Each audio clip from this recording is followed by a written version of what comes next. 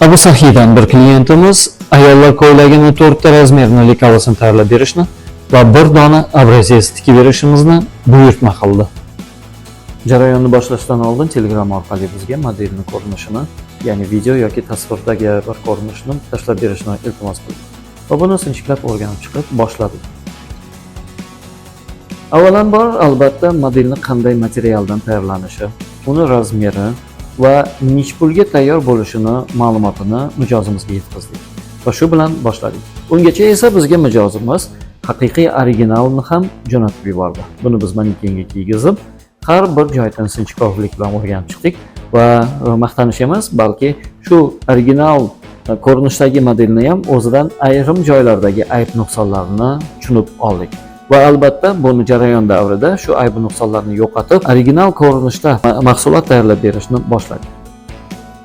Mahsulotni tayyorlashdan oldin albatta o'lchovlarni, har bir tomonlarini sinchkovlik bilan o'rganib chiqib, ularni ma'lumotlarni o'zimizning kompyuterimizga kirgizdik.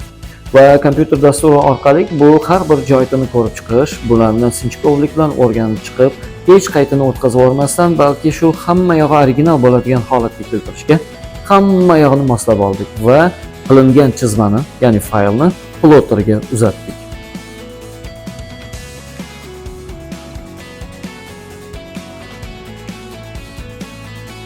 Plotter bu fayllarni bizga chizib berayotgan vaqt mobaynida biz materialni, ya'ni bichiladigan materialni stol ustiga taxlab olib, buni har bir joyini endi moslashtirish uchun plotterdan chiqqan lekalani uni ustiga qo'yib, jarayonni qirqishni boshladik.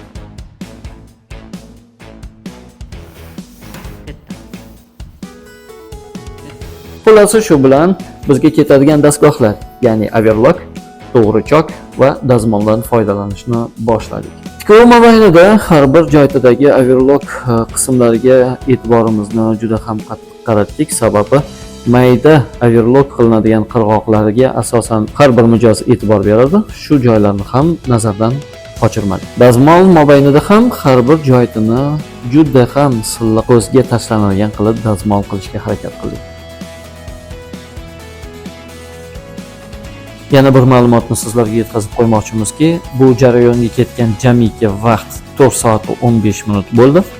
Bunga ketgan material jami 2,5 metr va bunga sarf xarajat, ya'ni klient bizga to'lagan pul 600 ming so'm lekalaga va 150 ming so'm tikish puliga sarf qildi xolos.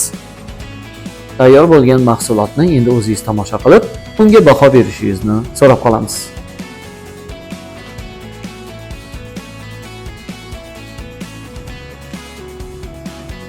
O'z kasbimni sevaman. Lider Lekala Center. Bugun zakaz, ertaga tayyor.